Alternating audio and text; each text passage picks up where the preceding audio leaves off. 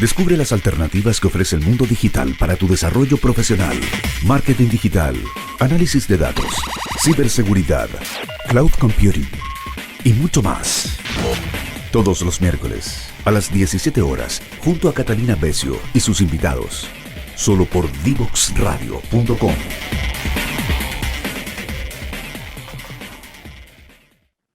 Y continuamos conversando de cirugía bariátrica y métodos para bajar de peso, pero también corregir los trastornos metabólicos. Tenemos que saber que en Chile tenemos un 3,2% de pacientes que tienen un índice de masa corporal mayor a 40, lo que hace que sean una población de alto riesgo superobesa. Contemos un poquito, doctor Berry, con quien estamos conversando, un experto en cirugía bariátrica, Marcos Berry, ¿cuáles son qué significa el concepto de cirugía revisional? ¿Por qué esto es importante entenderlo en este tipo de intervenciones? Bueno, excelente pregunta esa, porque lo preguntan mucho los pacientes. Revisional no es una cirugía, son varias. ¿Qué significa eso? Significa que son alternativas que ofrecemos a pacientes que después de cirugías previas, que se hayan sometido hace 5, 10, 15 o más años de una cirugía bariátrica, están con alguna complicación o con alguna reganancia de peso. ¿Qué complicación es la más frecuente? Reflujo. Clásico ejemplo, paciente que se sometió a una manga gástrica, que es una excelente cirugía para el control del peso, pero después de 5 años en algunos pacientes les aparece un reflujo que puede ser bastante incómodo. Y a esos pacientes uno tiene que ofrecerle una alternativa de cirugía, y aparece la alternativa de, en ese caso, por ejemplo, de convertir esa manga en un bypass. Eso se llama cirugía revisional, revisar o mejorar una cirugía previa. Es como cuando se tapa el lavamano, entonces uno abre de alguna manera esa compuerta y ya no refluye a la boca, porque los pacientes con reflujo tienen que dormir sentados por la acidez, entonces es una molestia muy significativa. ¿Sí? Y entonces usted decía que eran más de un tipo de cirugía revisional dependiendo del problema, entonces. Sí, lo primero que hacemos es evaluar cuál es la complicación o el efecto secundario adverso que tiene el paciente. Habitualmente un estudio completo y se incluye imágenes, se incluye endoscopía, y con eso tenemos un diagnóstico, podemos proponer alguna solución a los pacientes. Esto también, haciendo una analogía con el rubro tuyo, Carolina, es como un paciente cardiópata que uno empieza inicialmente con medicación, a medida que progresa la enfermedad coronaria puede indicar un stent y finalmente puede terminar con un bypass coronario. Bueno, la obesidad es algo parecido. La obesidad es algo parecido. Hay pacientes que una cirugía le va a funcionar para toda la vida, pero algunos que después de algunos años van a necesitar una segunda o incluso una tercera cirugía, y eso se llama cirugía revisional, entendiendo que la obesidad es una enfermedad crónica, así que está bien indicado, absolutamente. Perfecto. Y hay cirugías, ya vamos a hablar de algunas cirugías intermedias, como la gastroplastía endoscópica, pero me contaba que existe una cirugía para aquellos pacientes que son súper obesos más diabetes. ¿Qué significa esa cirugía que se llama SADI? Sí, esta es una cirugía que se incorporó hace un par de años en nuestro centro, que es muy interesante porque combina manga con bypass. Es decir, se hace una manga, se reduce el estómago, pero se hace un bypass único, es decir, un bypass de una sola unión entre intestino proximal e intestino distal. Es decir, nos saltamos unos 3 metros de intestino.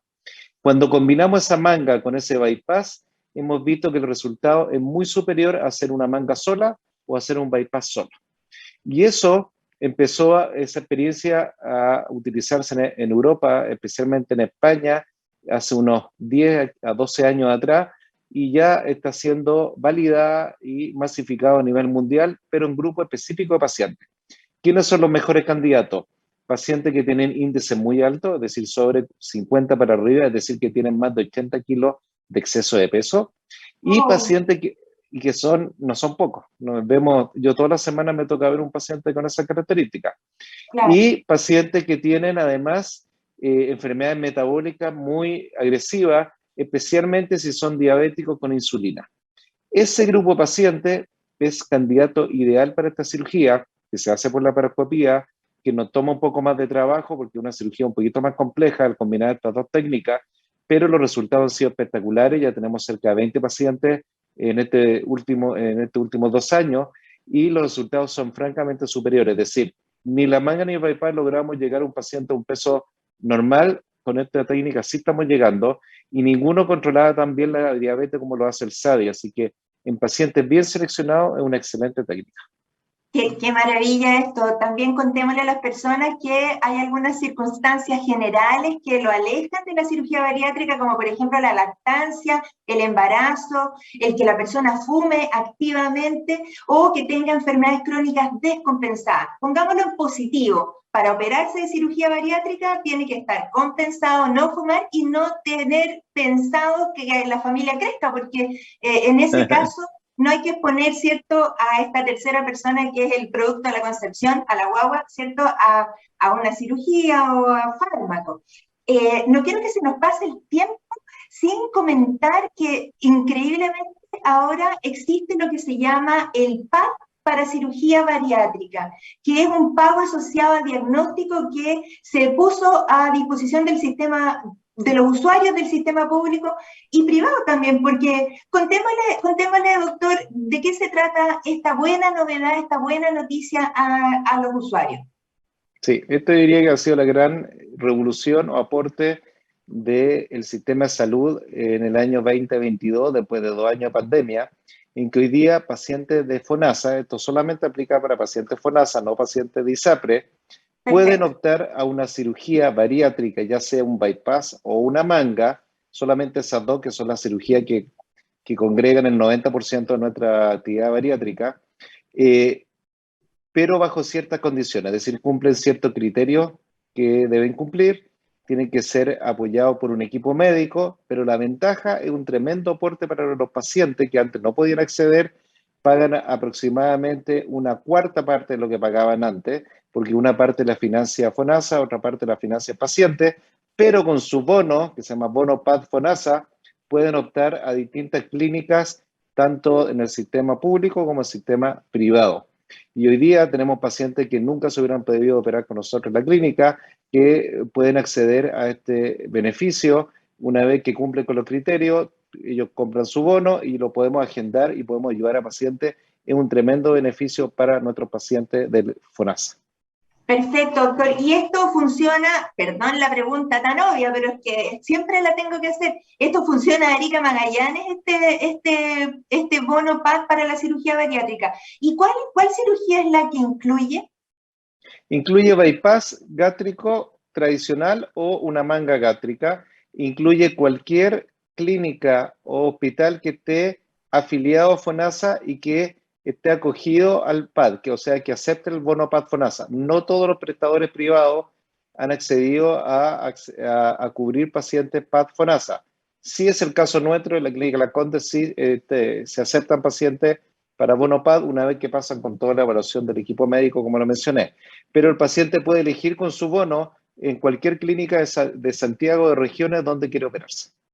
Claro, y aquí lo que tenemos que decir, y que es algo que yo siempre refuerzo, que quien opera a un paciente de cirugía bariátrica tiene que ser un especialista que esté acreditado como un cirujano que es bariátrico. Esto hay que campanearlo mucho porque tanto aquí en Red Salud de Rancagua como en todos los otros establecimientos clínicos hay que cautelar que las personas estén en el momento correcto, con su cirujano correcto, con la cirugía correcta. Y eso es parte de los derechos los derechos del paciente de tener una opción clara y información suficiente. Y nos quedan unos minutitos para contarnos entre medio qué fue de algunas técnicas que pasaron, que quedaron como en el camino, pero que a veces las personas las preguntan, como la gastroplastia endoscópica, como esa otra técnica que era también para el reflujo, que era como un anillo en el esófago. ¿Qué fue de esas técnicas? Te comento inmediato, pero quiero agregar lo último, que era fundamental lo que tú dijiste. 2 cosas importantes al paciente antes de ver dónde se opera: que su cirujano esté acreditado por la Sociedad Chilena de Cirugía Bariátrica y Metabólica, que existe, que pertenezca a esa sociedad, y que tenga un equipo multidisciplinario también reconocido, que existen en todo Chile, y que estén asociados también a la Sociedad Chilena de Cirugía Bariátrica y Metabólica. Si el cirujano no está no es miembro de la sociedad y el equipo médico tampoco, no se opere con ese equipo porque no están acreditados. Esa es mi Mira, qué recomendación. importante. Claro, no solo la Superintendencia de Salud, sino también la tutela ética y Eso, técnica de la sí, sociedad especialista. Esto es un tema exactamente. de debate candente hoy en Sí, día. Sí. ¿Quién tiene la tutela ética de los especialistas en una determinada área? Debería, evidentemente, o ser el colegio médico o la sociedad especialista o ambos, pero hubo un tiempo en que esa tutela estaba media difusa, digamos, sí, así no, es. pero en este momento yo creo que la mayor importancia es que las personas se empoderen, conozcan sus derechos, conozcan qué es lo que tienen que hacer, y en este caso el doctor Birri ha sido clarísimo en eso. Varias Y vamos a otras cosas. la Sí, técnica las esta que técnicas, han eso. pasado, sí. Gastroplastia endoscópica, una técnica intermedia entre balón y cirugía clásica como manga o bypass.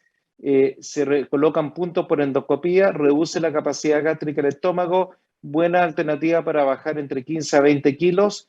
Sin embargo, una técnica que se realiza con menos frecuencia porque hay menos centros que la realizan, tiene una duración que no la sabemos todavía a largo plazo. Por lo menos 2 o 3 años los pacientes, la mayoría mantiene el peso, pero después de 3, 4, 5 años no sabemos que algunos de esos puntos se van soltando en el tiempo. Por lo tanto, hoy día Mm. yo se lo ofrezco a pacientes que realmente tienen terror a la cirugía y quieren ver una técnica endoscópica que les dure más, de endobariátrica, y que funcione mejor que un balón. En ese caso sería una gastroplastia endoscópica, pero un grupo reducido de pacientes. Y el anillo LINX, que es un anillo magnético para disminuir el reflujo, sigue siendo válido. Es una técnica que especialmente le indicamos en reflujo primario, es decir, pacientes que no se han sometido a cirugía previa y que tienen todo el estudio que tienen un reflujo patológico, pero también se puede indicar en algunos pacientes con reflujo por manga seleccionados que califiquen después del estudio previo. Perfecto. ¿Y el clip gástrico? El clip gástrico fue una experiencia inicial que tuvimos en la clínica hace unos 3 años atrás. Tiene una baja de peso que es mejor que los balones y que la gastroplastia, pero inferior a una manga y un bypass. Es menos invasivo porque lo que hace es reducir la capacidad del estómago, pero todavía faltan estudios a largo plazo y eso es lo que estamos esperando a nivel mundial. Va a haber un primer summit, un primer encuentro de VariClip en Miami ahora en agosto, en el cual se va a compartir la experiencia a nivel mundial, pero todavía son pocos pacientes, es decir, estamos esperando que haya un seguimiento más a largo plazo para ver quiénes son los mejores candidatos a futuro para esta técnica. Perfecto. Y no puedo dejar de preguntar algo que a mí me parece sorprendente, que a mí, que soy intensivista, que tenía que ver con el ventilador mecánico, en el último minuto de la neumonía me pregunten siempre por cosas de atención primaria, de las vacunas, qué sé yo.